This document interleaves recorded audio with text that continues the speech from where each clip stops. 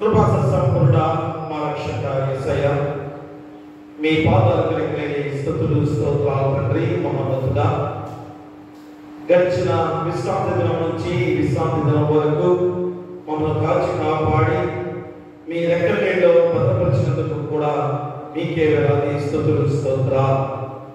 మరొక గొప్ప సమయముగా ఈ పరిశుద్ధ విశ్రాంతి దినము మరొక ప్రత్యేకమైన విశ్రాంతి దినముగా మా కొలింపచేసేందుకు మీకే వేలాది స్తుతులు స్తోత్రాలు.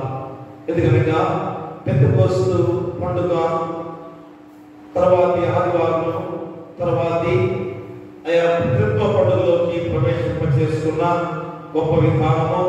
ఎందుకనగా అంతకుముందు మరి తండ్రిగా, కుమారుడుగా, పరిశుద్ధాత్ముడుగా ఒకే వ్యక్తి మూడు వ్యక్తిత్వాలతో మా మధ్యకి ఆయన వచ్చిన దేవాది దేవుడము మరి మమ్మల్ని నిత్య జీవానికి వారసులుగా చేయడానికి, ఆయా మానవుల పాప జీవితాన్ని తీసివేయడానికి ముగ్గురు వ్యక్తిత్వాలతో తండ్రి మూడు వ్యక్తిత్వాలుగా ఏకదేవుడై ఉండి మూడు వ్యక్తిత్వాలతో ఆయన మా జీవితాలు ఇంత ధన్యకరంగా మార్చినందుకు మీకే వేలాది స్తుతులు స్తోత్రాలు. కాబట్టి గొప్ప సమయము ఇదో ఆయన తృతీయ పండుగలోకి ప్రవేశించిన మేమందరం కూడా ఆయా తండ్రిగా, కుమారుడుగా, పరిశుద్ధాత్ముడుగా ఆయా మాలో నివసించిన దేవాది దేవుడవు. కాబట్టి పరిశుద్ధాత్మ శక్తితో మా జీవితాలు ఆయన ఈ లోకంలో ముందుకు నడిపించుకొని ఆ పరిశుద్ధమైన మార్గంలో నడవడానికి, తద్వారా మోక్ష మార్గానికి చేరుకోవడానికి, ఆయా తద్వారా నిత్య జీవ వారసులుగా ఉండటానికి ఆయా మీరు మాకు నడిపింప చేసిన ఈ గొప్ప విధానమే. కాబట్టి ఆయన ఈ పరిశుద్ధ విశ్రాంతి దినాన్ని ఎవరు కూడా శ్రద్ధ నిర్లక్ష్యం చేయకుండా ప్రతి ఒక్కరూ ఆయన మీ పాదసంలో మోకరిల్లి మీ పాదానికే అయ్యా మహిమ, ఘనత, ప్రభావాలు కలిగించే విధంగా అయ్యా ప్రతి ఒక్కరిని నడిపించమని, ఈ ఆరాధనంతా కూడా మీరే తోడుగా నడిపించమని నీ కుమారుడు మా ప్రభువైన యేసుక్రీస్తు ద్వారా వేడుకొంచున్నాము తండ్రి. ఆమేన్.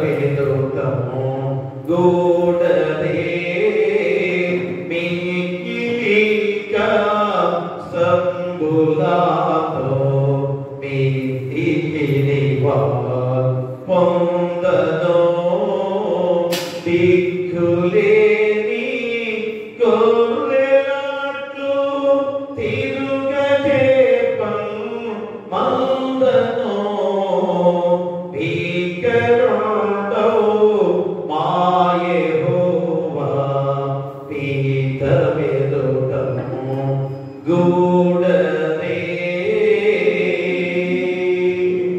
అందరం కలిసి అపోస్తల విశ్వాస ప్రమాణం చెప్పుకుందాం. భూమి ఆకాశములను సృజించిన సర్వశక్తి గల తండ్రి అయిన దేవుడిని నమ్ముచున్నా, ఆయన యొక్క కుమారుడు మన ప్రభువైన యేసుక్రీస్తును నమ్ముచున్నా. ఈయన పరిశుద్ధాత్మ వలన గర్భమున ధరింపబడి కన్య అయిన మరియకు పుట్టి పొంది పిలాతు అధికారం కింద శ్రమపడి సిలువ వేయబడి చనిపోయి సమాధి చేయబడిననియు అదృశ్య లోకములోనికి దిగిననియు చనిపోయిన వారిలో నుండి మూడవ దినమున లేచి పరలోకమునకెక్కి సర్వశక్తి గల తండ్రియగు దేవుని కుడి చేతి వైపున కూర్చుని ఉన్నాడనియు సజీవులకును మృతులకును తీర్పు చేయకుండా వచ్చుననియు నమ్ముచున్నా. పరిశుద్ధాత్మ నమ్ముచున్నాను. పరిశుద్ధ క్రైస్తవ సంఘముకు పరిశుద్ధుల సమాహాసమును పాపక్షమాపణయు శ్రీరంతును నిత్య జీవనమని నమ్ముచున్నాను. ఆమేన్. దయచేసి కూర్చోండి. ఆంధ్ర క్రైస్తవ కీర్తన పుస్తకం నుంచి 21వ కీర్తన. ఆంధ్ర క్రైస్తవ కీర్తన పుస్తకం నుంచి 21వ కీర్తన. త్రిత్వమై నిత్యత్వమనే కర్తవ్యము దేవా అనే యొక్క పాట. త్రిత్వమై నిత్యత్వముననే కర్తవ్యము దేవా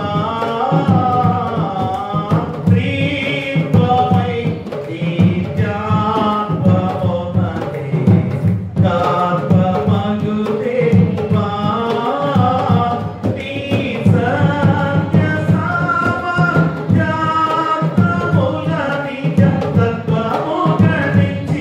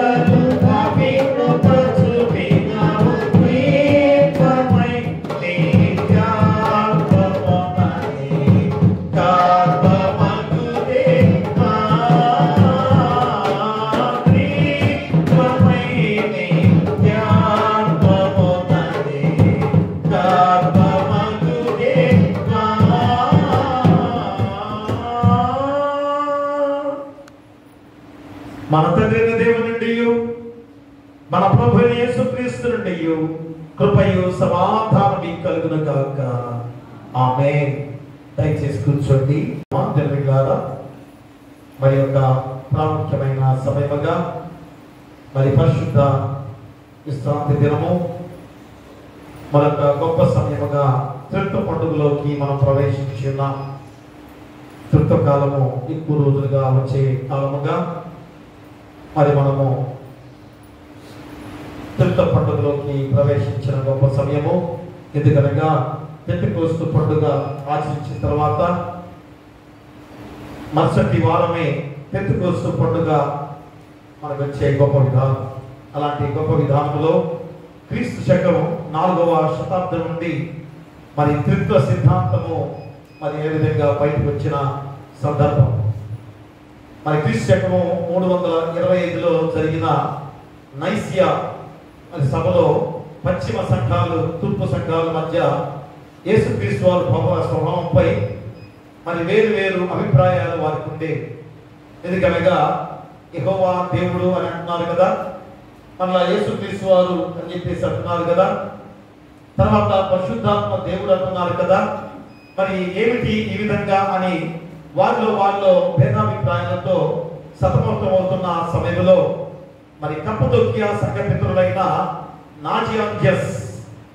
నాజియాంజస్ అనే ఒక వ్యక్తిగా మరి ఆనాడు మరి ఏ విధంగా మరి గ్రెగరీ, నిస్సా వాడైన గ్రెగరీ మరియు కైసరియా వాడైన బాసిల్ మరి ఈ ముగ్గురు కూడా క్రీస్తు శకం 381వ సంవత్సరంలో మరి ఏ విధంగా కాన్స్టాంటినోపుల్ అనే ఒక సభలో మరి త్రిత్వ భావనలు జాగ్రత్తగా నిర్మించారు.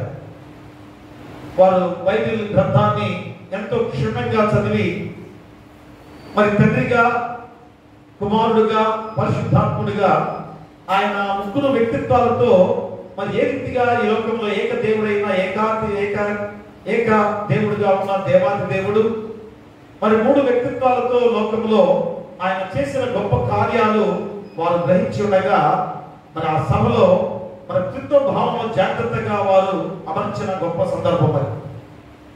మరి సంఘంలోనే వివిధ తాత్వికవేత్తలందరూ కూడా మరి వివాదకులందరూ కూడా, ఎందుకంటే కొంతమంది తాత్వికవేత్తలు ఉండగా ఒక పక్కేమో వివాదకులు అనగా వారు చెప్పే ప్రతిదానికి కూడా వివాదంతో వారు చెలరేగే వారిగా ఉంటారు. చూడండి, ఆషామాషిగా ఈ త్రిత్వకావాన్ని అయ్యో త్రిత్వం అనేది బైబిల్ గ్రంథంలో లేదు కదా, మరి లేని దాన్ని ఎలాగా వీరు మరి చెప్తున్నారు అనే మాట కూడా చాలా మందిలో వస్తున్న సందర్భం. ఇప్పుడు కూడా అవగాహన లేని వారిగా జీవిస్తున్న వారిగా ఉన్నారు. అందుకనే మళ్ళా ఎందుకు ఇది గుర్తు చేస్తుందనగా ఆనాడు ఎంత ప్రాముఖ్యంగా వారు ఆ సభలో కూర్చొని వాదోపాదాలు చేసుకొని ఎంతో గొప్ప పండితులందరూ కూడా ఇదిగో ఈ త్రిత్వ వివాదం గురించి వారు ఎన్నో వివాదాలు రేపించుకొని అసలైన విధానం ఇది అని చెప్పేసి వారు నడిపించుకున్న విధానం. అందుకనే మరి విశ్వాసుల విశ్వాసంపై ఇంకా దాడులు జరుగుతుండటంతో ఈ త్రిత్వ సిద్ధాంతాన్ని రూపొందించబడిన గొప్ప విధానం కూడా మనం గుర్తు చేసుకోవాలి.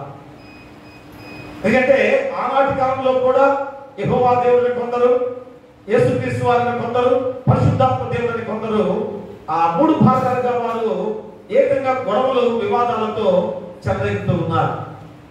అందుకనే ఈ త్రిత్వ సిద్ధాంతంను ఆనాడు ఏ రీతిగా వారు ప్రకటించిన గొప్ప విధానం.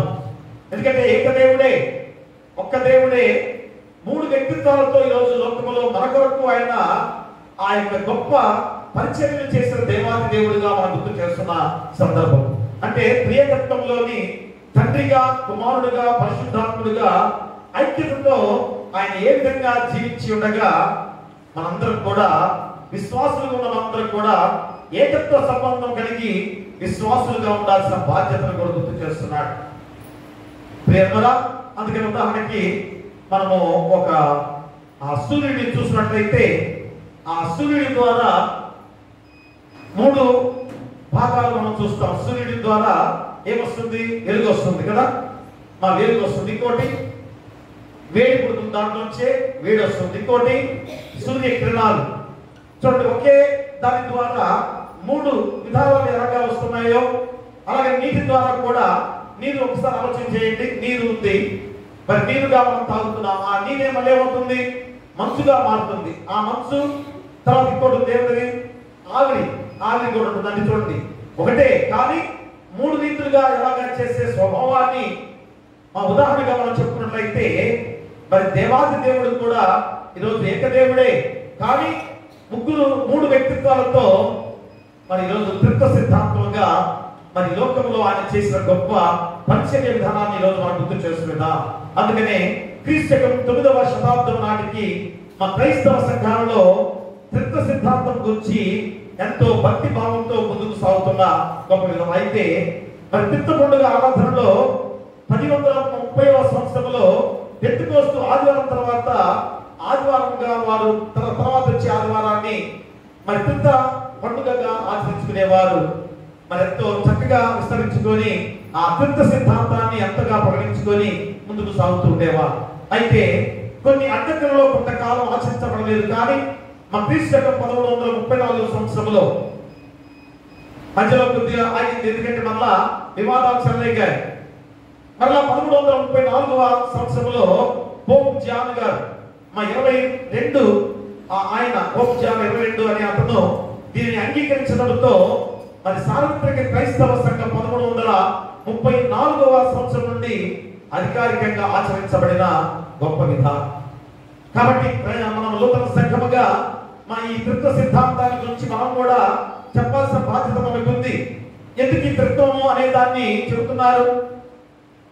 మరి త్రిత్వం అనే మాట బైబిల్ గ్రంథంలో లేదు కదా.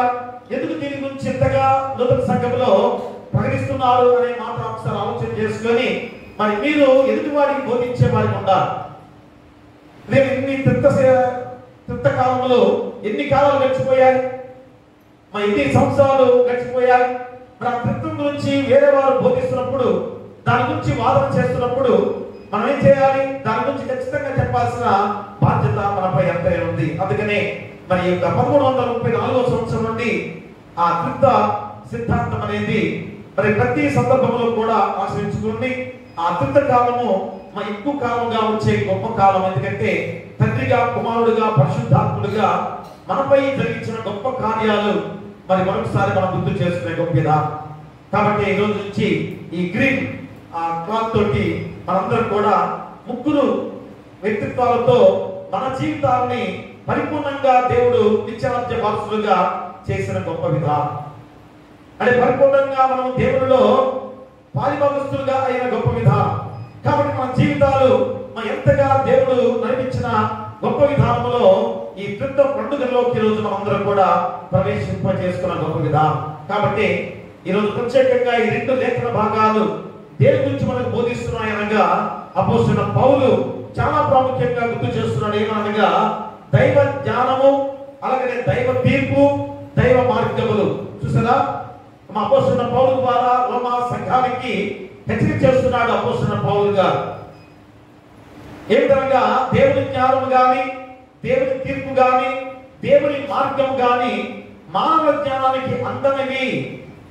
ఎంత శక్తివంతమైనదో, మా దేవుని ప్రభావం ఎంత గొప్పదో, దేవుడు ఎంత శక్తివంతమైన వాడో. కాబట్టి మరి మానవ జ్ఞానానికి అవి అందమైనవిగా ఉండే గొప్ప విధానం. అలాంటి గొప్ప విధానంలో ఆయనే సమస్తానికి మూలం అనేది ఈరోజు మనం గుర్తెరగాలి. మరి సృష్టి యావత్తు కూడా ఆయన మహాత్మ్యంతోనే జరిగినవని మనం తెలుసుకోవాలి. ఈ సృష్టి సమస్తము కూడా ఆయన మూలముగానే మనం జరుగుతుందనేది మనం ఆలోచన చేసుకోవాలి. అందుకనే మరి ఇది రోమా సంఘానికి అపోస్తలుడైన పౌలు హెచ్చరిక చేస్తూ చెప్పిన గొప్ప సందర్భం. అలాగనే మరి యోహాను సువార్తీయుల ద్వారా ఎంత ప్రాముఖ్యమైన దానముల రోజు యూదుల అధికారి నికోదేము అనే అతను రాత్రి వేళ యేసుక్రీస్తు వారి దగ్గరికి వెళ్ళాడు.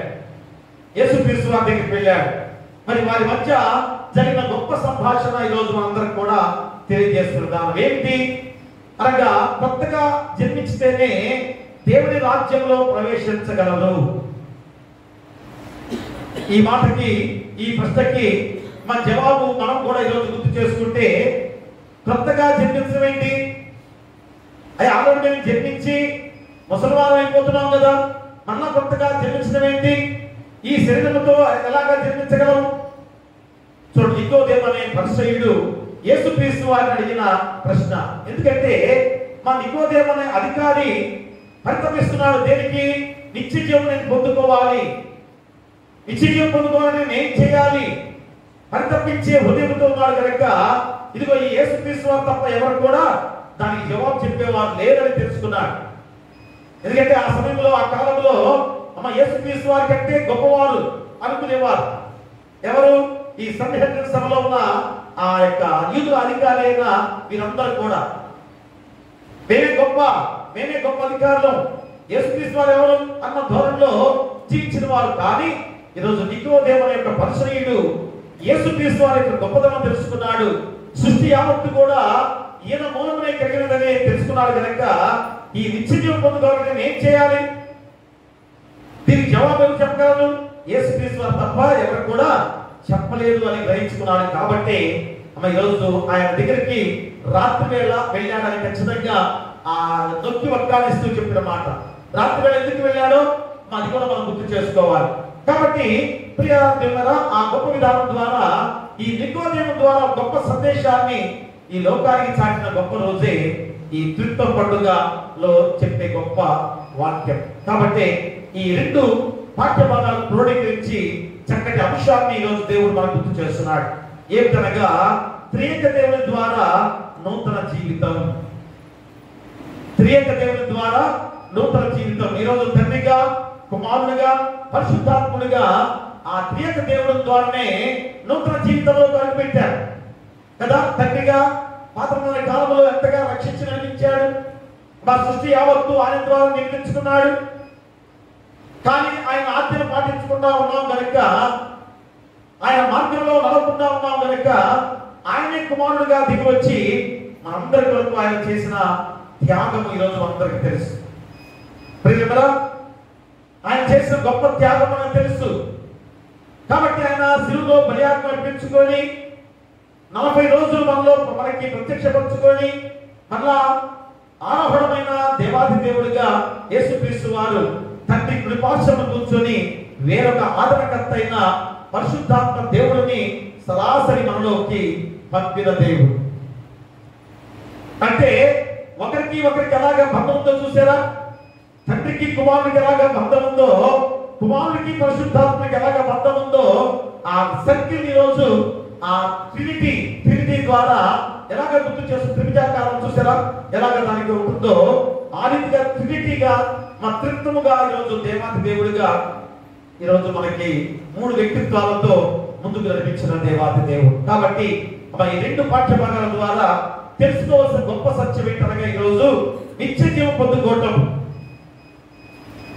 నిత్య జీవం పొందుకోవటం ఎలా? నిత్య జీవానికి మేము వారసులుగా కావాలంటే ఎలా? అందుకని మూల వాక్యంగా మనం చదువుకున్నట్లయితే యోహాను సువార్త 3వ అధ్యాయము 5వ వచనాన్ని మూల వాక్యంగా మనం చదువుకుందాం. యేసు ఇట్లనెను, ఒకడు నీటి మూలముగాను ఆత్మ మూలముగాను జన్మించితేనే కానీ దేవుని రాజ్యంలో ప్రవేశింపలేడని నీతో నిశ్చయముగా చెప్పుచున్నాను. ప్రియ దేవుడా, దేవుని రాజ్యంలో ప్రవేశించడం అనేది ముందుగా మనం తెలుసుకోవాల్సిన సత్యం. అది ఎలాగా? నీటి మూలముగా, ఆత్మ మూలముగా. ఇక్కడే మనం ఈరోజు అవగాహన చేసుకోవాల్సిన చాలా ప్రాముఖ్యమైన వాక్యాన్ని గుర్తు చేస్తున్నాడు. నీటి మూలంగా అంటే మనం ఏమనుకుంటున్నాం?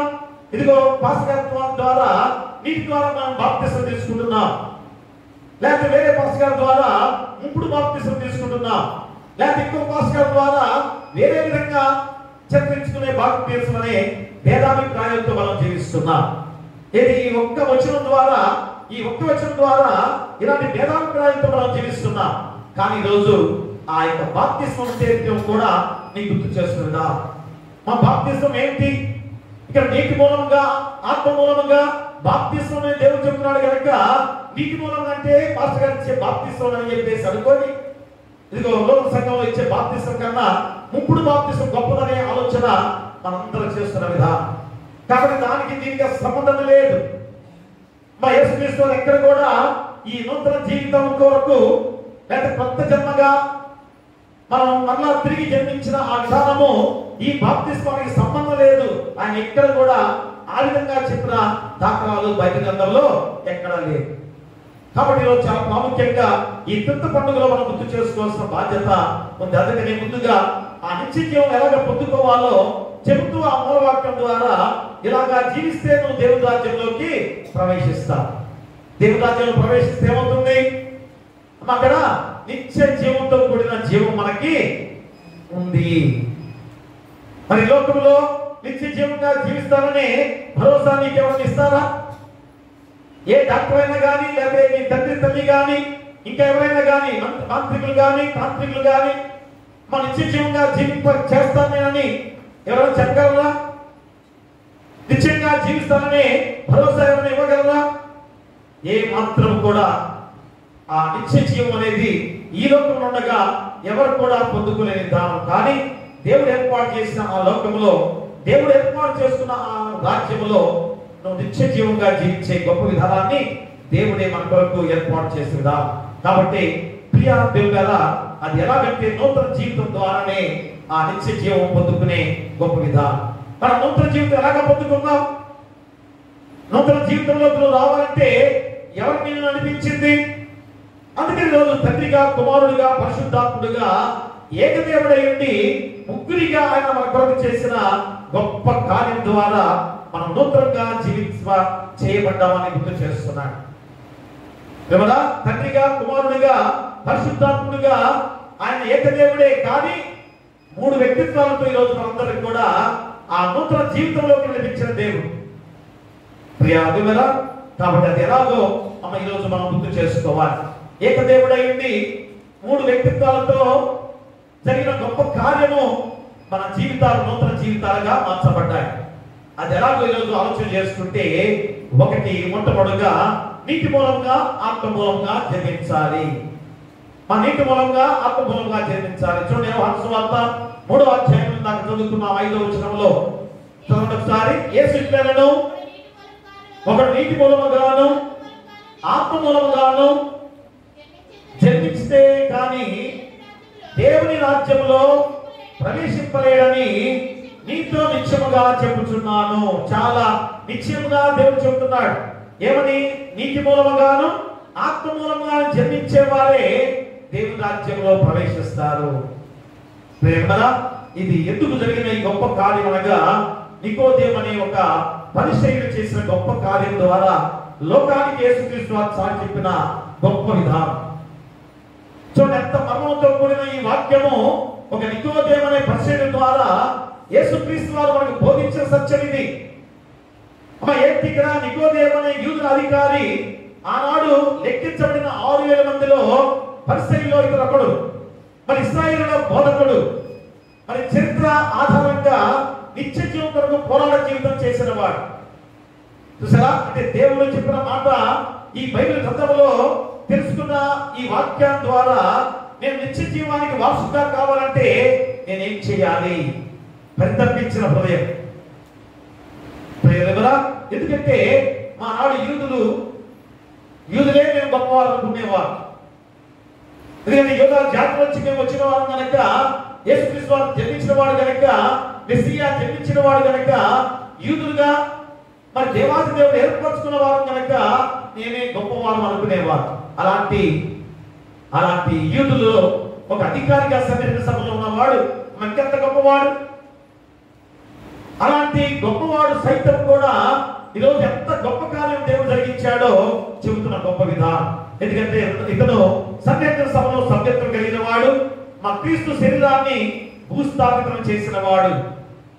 యేసుక్రీస్తు వారి శిలువ మీద మరి ఏ విధంగా వేలాడుతూ చనిపోయిన ఆ పార్థివ దేహాన్ని ఏ విధంగా ఆయన తొలగించుకున్న గొప్ప విధానం ద్వారా మరి ఆయన రికమెండేషన్ తోటి తీసుకెళ్లి సమాధి చేసిన సందర్భం కూడా గుర్తు చేస్తున్నా. అంటే ఒక విశ్వాసిగా తన ధర్మాన్ని తాను నిర్వర్తించగలిగిన వాడిగా ఈ నికోదేము యొక్క పరిచయుడిని మనకు తెలియజేస్తున్నా. మరి ఏం జరిగిందంటే చూడండి, అక్కడ చదవండి, 1వ వచనం చదవండి. యూదుల అధికారి అయిన నికోదేమని పరిచయుడు ఒకడు ఉండెను. అతని రాత్రి యందు ఆయన యొద్దకు వచ్చి, బోధకుడా, నీవు దేవుని యొద్ద నుండి వచ్చిన బోధకుడమని మేము ఎరుగుదుము. దేవుడు అతనికి తోడైంటేనే కానీ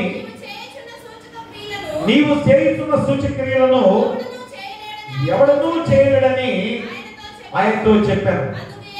అందుకు యేసు అతనితో, ఒకడు కొత్తగా జన్మిస్తేనే కానీ అతడు దేవుని రాజ్యమును చూడలేడని నీతో నిశ్చయముగా చెప్పుచున్నాను అనెను. ప్రియ దేవులారా, చూడండి ఎంత గొప్ప విధానం ద్వారా ఇక్కడ యేసుక్రీస్తు వారు ఏమని చెబుతున్నాడు. మరి నికోదేముని ఏమని అడుగుతున్నాడు అక్కడ? నీవు దేవుని యొద్ద నుండి వచ్చిన బోధకుడు అని మేము ఎరుగుతాము. దేవుడు అతనికి తోడైంటేనే కానీ నువ్వు చేయించున్న సూచక క్రియలను ఎవరు చేయలేదని ఆయనతో చెప్పాను. అంటే యేసుక్రీస్తు వారు చేస్తున్న సూచక్రియలని గ్రహించిన వాడు తండ్రి అయిన యెహోవా దేవుని ద్వారా తప్ప ఎవరు కూడా చేయలేదని గ్రహించిన వాడు. అందుకనే అతను గ్రహించాడు కాబట్టి ఆ రాత్రి వేళ అతని దగ్గరికి వచ్చాడు. రాత్రి వేళ యేసుక్రీస్తు వారి దగ్గరికి వచ్చాడు. అయితే అందుకు యేసు అతనితో, ఒకరు కొత్తగా జన్మించితేనే కానీ అతను దేవుని రాజ్యమును చూడలేడని నీతో నిశ్చయముగా చెప్పుచున్నాను నేను. ప్రియారా, అంటే అర్ధరాత్రి ప్రభువు దగ్గరికి రావటంలో అతనిలో దహించే ప్రశ్నకు తగిన సమాధానము చెప్పగలిగిన వాడు మరి దేవుని యొద్ద నుండి వచ్చిన బోధకుడు తప్ప మరెవ్వరూ లేరు అనేది గ్రహించిన వాడిగా ఉన్నారు. మరి అర్ధరాత్రి ఎందుకు వచ్చాడు? ఇదేంటి రాత్రి కాలంలో ఎందుకు వచ్చాడు చెప్పగలరా? రాత్రి సమయంలో ఎందుకు వచ్చాడమ్మా? ఎందుకు వచ్చాడు? యూదులకు భయపడి యేసుక్రీస్తు వారి దగ్గరికి వెళ్తే వారు ఏదో ఒకటి అంటారని, ఏది చేస్తారని, ఎందుకు వెళ్ళామని ప్రశ్న వేస్తారని. కాబట్టి వారికి భయపడి ఆ రాత్రి సమయంలో వెళ్ళారు. ఇంకా ఏంటి, నేను అందరికన్నా అధికారిగా ఉన్నవాడిని కదా, వయసులో పెద్దవాడిని కదా, చిన్నవాడిని యేసుక్రీస్తు వారి దగ్గరికి వెళ్ళి ఈ సమస్యను ఎలా పరిష్కరించుకోగలగాలి అనే సమస్య అతని హృదయంలో సంఘర్షణతో అతని ఆ హృదయము తలలేదుతున్న విధానం. ఇక మూడోది కూడా ఏమిటి? మూడోది నిత్య జీవం చేపట్టడము అనే దాని విషయంలో మూడోది కూడా సంఘర్షణే. చాలా ప్రాముఖ్యమైనది ఏంటి? నిత్య జీవం చేపట్టాలి కదా. ఇవన్నీ కూడా నేను ఆలోచన చేసుకుంటే నిత్య జీవానికి ఎలాగైనా చేరుకోగలను. ఎందుకు ఈరోజు ఇంత చక్కగా ఇంత ఖచ్చితంగా నిత్య జీవాన్ని చెబుతున్నానగా మన జీవితాలు కూడా మన నిత్య జీవానికి వారసులుగా నూతన జీవితాన్ని పొందుకున్న వారమే. కానీ ఆ నిత్య జీవానికి చేరుకోలేక, ఆ నూతన జీవితాన్ని పొందుకోలేక, ఈరోజు మనం పరలోక రాజ్యానికి చేరుకోలేక అవుతూ సంఘర్షణతో మన జీవితాన్ని ఇంకనూ ఈరోజు మనం కూడా అదే సందేహంతో జీవిస్తున్న వారిగా జీవిస్తున్నాం. లేకపోతే ఈరోజు నిత్య జీవానికి వారసులుగా మేము ఏర్పడ్డాం కదా, మరి ఆ నూతన జీవితాన్ని మేము కొనసాగించుకోవాలి కదా. ఆ నూతన జీవితం అనేది ఎలా ఉండాలి? పరిశుద్ధమైన నీతివంతమైన జీవితంతో ఉండాలి. మరి నీతి ఉందా? మా లోకంలో నీతి అనేది ఉందా? న్యాయంతో జీవిస్తున్నామా? సత్యంతో జీవిస్తున్నామా? వీటికి జవాబు మనం చెప్పుకునే వారిగా ఉన్నట్లయితే ఈ లోకంలో నీతి ఎక్కడుందని చెప్పేసి మనమే ఎదురు ప్రశ్న వేసుకుంటాం కదా. ఎక్కడ చూసినా అన్యాయం కదా, ఎక్కడ చూసినా ద్రోహము, ఎక్కడ చూసినా అసూయ, ఎక్కడ చూసినా ద్వేషాలు, కక్షలతో ఒకరికన్నా ఒకరు పొడుచుకొని తప్పడం. నేను ఎవరో మళ్ళా పెట్టారు అక్కడే చండీగఢ్లో, మళ్ళా ఏదో మత విద్రోహం చర్యలు జరుగుతున్నాయని క్రైస్తవుని హింసించాలని పాత పోస్తే మళ్ళా పెట్టారు. భయంకరంగా వారు ఆ జనపరాడుకి సైకిల్ చక్రం చూడండి, సైకిల్ కి ఆ చైన్ వేసే చక్రం, దాన్ని వెలికి చేసి దాంతో ఒక రాడ్కి ఇనుప ఇంకొకటి తగిలించి ఆ రెండు వాటితోటి ఒకరిని చితకబాదుతున్నారు. మా కాళ్ళ మీద చేతుల మీద చితకొడుతున్నారు. చూసారా? అంటే మనుషుల మధ్య ప్రేమ లేని వారిగా జీవిస్తున్న లోకము. మరి నిన్ను నన్ను రక్షించడానికి, నిన్ను నన్ను మా దేవుని రాజ్యంలో ఏర్పాటు చేసి నిత్య రాజ్య వారసులుగా చేయడానికి యేసుక్రీస్తు వారి ద్వారా, కుమారుడైన యేసుక్రీస్తు వారి ద్వారా ఎంత బలియాగం అర్పించిన దేవాది దేవుడు. మరి మనుషులుగా ఆ ప్రేమలు ఎందుకు లేవు మనలో? మనుషులుగా ఆ జీవితాన్ని ఎందుకు కొనసాగించుకోలేకపోతున్నాం? ప్రియరా, ఎంత భయంకరమైన జీవితాలు మనలో ఉన్నాయి. ఈరోజు ఆలోచన చేసుకుంటే ఖచ్చితంగా ఆ నిత్య జీవం కొరకు ఆరాధపడుతున్న వ్యక్తి ఎవరనగా నికోదేము అనే ఒక పరిచయుడు, ఒక అధికారి. ఆయనే యవనస్తుడుగా ఉన్నవాడు, ధనికుడిగా ఉన్నవాడు, అధికారిగా ఉన్నవాడని మా 3 సందర్భాల్లో కూడా మత్తయి సువార్తలో, మార్కు సువార్తలో, లూకా సువార్తలో వేరువేరుగా వారి గురించి అతని గురించి చెప్పబడిన గొప్ప విధానం. కాబట్టి ఈరోజు ఆ యొక్క నికోదేము పరిచయుడు నిత్య జీవం చేపట్టడం ఎలాగా అని అనుకున్న విధానంలో అతను బోధకుడు కదా నికోదేము. మరి బోధకుడుగా నేను చెప్పేది మరి ప్రజలందరూ కూడా గ్రహిస్తున్నారు కనుక ఇదిగో నిత్య జీవం కొరకు మీరందరూ కూడా సిద్ధపాటు కలిగి ఉండండి అని చెప్తున్నాం. మరి ఆ నిత్య జీవం పొందుకోవాలంటే ఎలాగా అని ఎవరైనా ప్రశ్న వేస్తే నేను ఎలాగ బోధించాలి, ఎలాగ నేను బోధించాలి? కాబట్టి మా యేసుక్రీస్తు వారి దగ్గరికి వెళ్తేనే ఆయనైతేనే ఆ యొక్క దానికి జవాబు చెప్పగలడని పరితపించిన హృదయంతో యేసుక్రీస్తు వారి దగ్గరికి వెళ్ళిన నికోదేము. ఎందుకనగా ఈ నికోదేము అనే మనుషుడు ఎలాంటి వాడనగా బాల్యం నుండి కూడా మోషే ఆజ్ఞాపించిన ధర్మశాస్త్రాన్ని అంతని కూడా ఆచరించేవాడు. చూడండి అక్కడ లూకా సువార్తలో ఒకసారి మనం చూసినట్లయితే లూకా సువార్త 18వ అధ్యాయం చూడండి ఒకసారి. 18వ అధ్యాయము 18వ వచనాన్ని చదవండి. ఒక అధికారి ఆయనను చూచి, సద్బోధకుడా, నిత్య జీవనకు వారసునకు నేనేమి చేయవలనని ఆయన అడిగాను. అందుకు యేసు, నేను సత్పురుషుడనని ఎలా చెప్పుచున్నావు? దేవుడు ఒక్కడే తప్ప మరి ఎవరూ సత్పురుషుడు కాదు. వ్యభిచరించవద్దు, నరహత్య చేయవద్దు, దొంగిలవద్దు, అబద్ధ సాక్ష్యం పలకవద్దు, నీ తల్లిదండ్రులను సన్మానించుము అని ఆజ్ఞలను ఎరుగుదు కదా అని అతనితో చెప్పాను. అందుకతడు బాల్యం నుండి వీటన్నిటిని అనుసరిస్తూనే ఉన్నాను.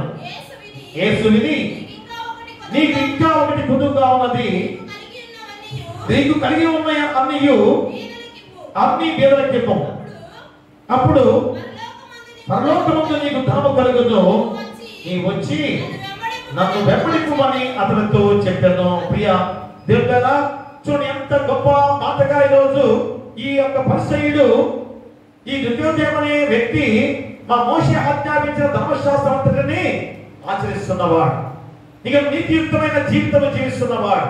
అతని కోరిక కూడా నిత్య జీవం పొందడానికి నేను ఏ మంచి కార్యం చేయాలి. ఈరోజు లోకమంతా కూడా ఈ కాన్సెప్ట్ మీదే ముందుకు సాగుతుంది. నేను నిత్య జీవం పొందాలంటే ఏ మంచి కార్యం చేయాలి? ఇదిగో ఒక బస్తాన్ని కట్టి దాని మీద నా పేరు రాయించుకోవాలి, లేకపోతే ప్రజలకి అన్నదానం చేసి నా పేరు నేను చెప్పుకోవాలి, లేకపోతే వేరే వేరే విధంగా నేను పరాధన చేసి ఇదిగో నేను నిత్య జీవానికి వారసుడిగా ఉండగలను అని తీర్మానం చేసుకుంటూ ఉన్నారు.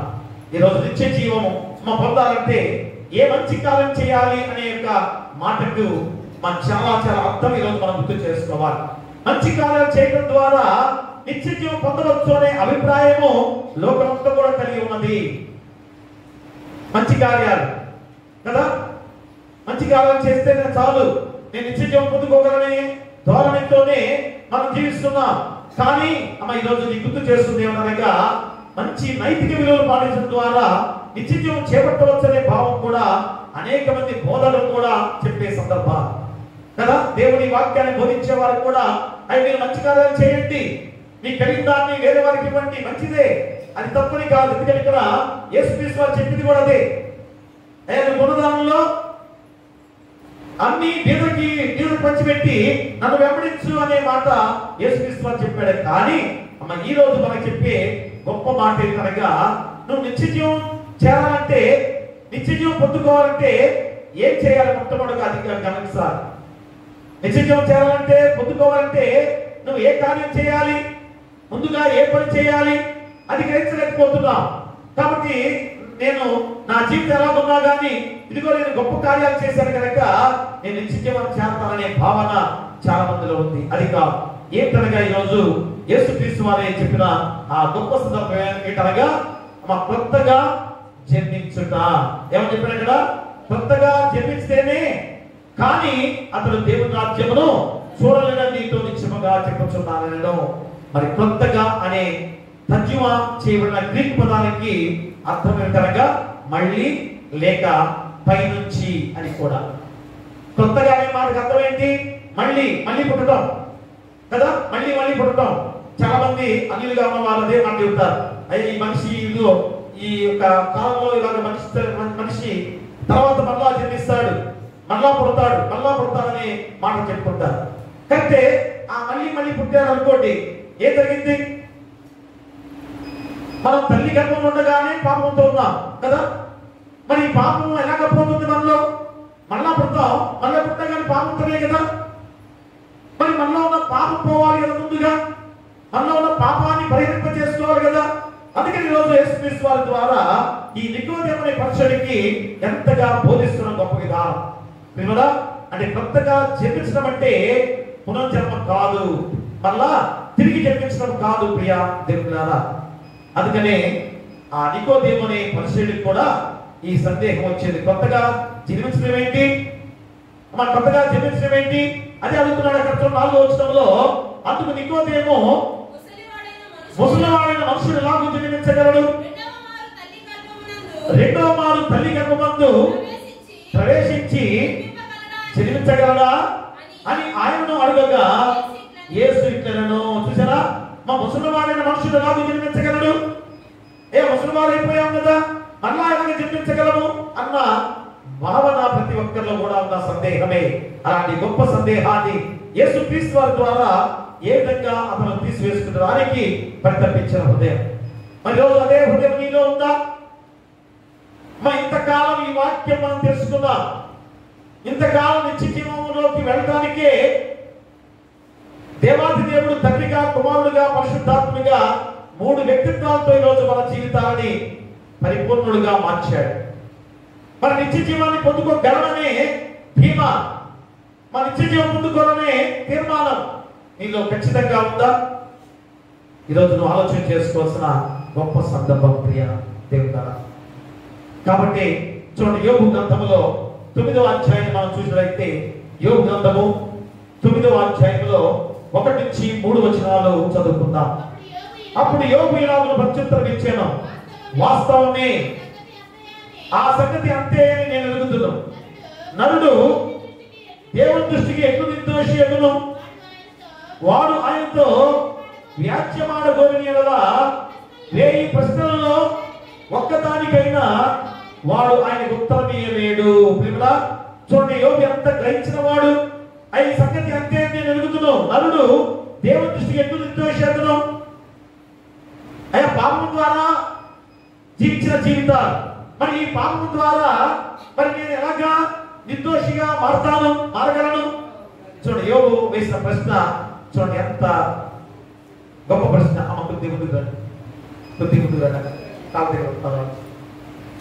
నీతో సమమెవరు, నీలా ప్రేమించేదెవరు, నీలా క్షమించెదెవరు?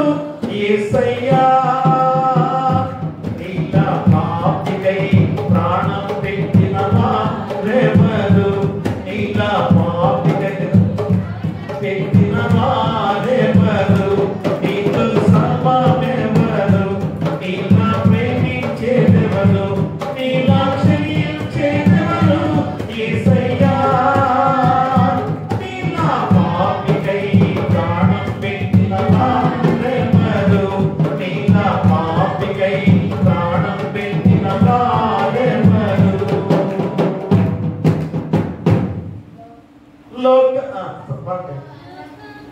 లోక బంగారము ధన ధాన్యాదులు ఒక పోగేసిన తాకగలవా?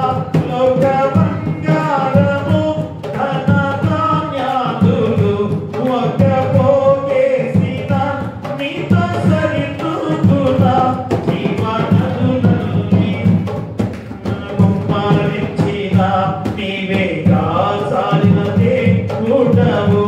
లోక సౌఖ్యాలన్నీ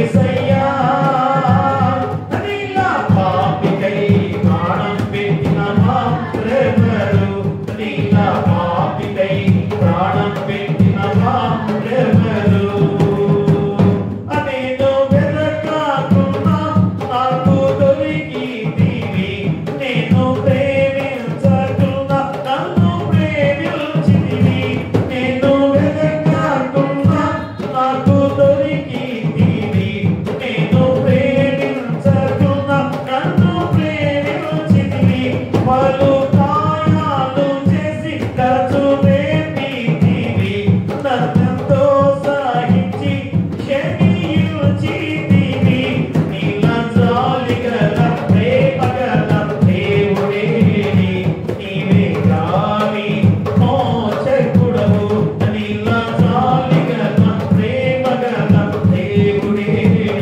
నీవే గాని మోచకుడవు నీతో సమానమడు నీలా ప్రేమించేదడు నీలా క్షమించేదడు యేసయ్యా నీలా పాపికై ప్రాణం పెట్టిన మా ప్రేమడు నీలా పాపికై ప్రాణం పెట్టిన మా ప్రేమడు ప్రియా దేవుని సంగమా దేవులారా లోక బంగారము గాని ధన ధాన్యాదులు గాని ఒక పోగేసిన దేవునితో సరితూగుతుందా జీవనదులన్నీ సర్వ సముద్రమన్నీగా ఒకటై ఎగసినా గాని నిన్ను తాకగలవా అంటే ఎన్ని భయంకరమైన సముద్రాలు మా ఒక భాగమే 3 భాగాల సముద్రాలు ఉన్నాయి ఎన్ని జీవనదులు ఉన్నాయి మరి ఇవన్నీ కూడా ఒక్కసారి పొంగితే మన పరిస్థితులు ఏంటి చిన్న భూభాగంలో ఉన్న మన యొక్క జీవితాలు ఏమైపోతాయి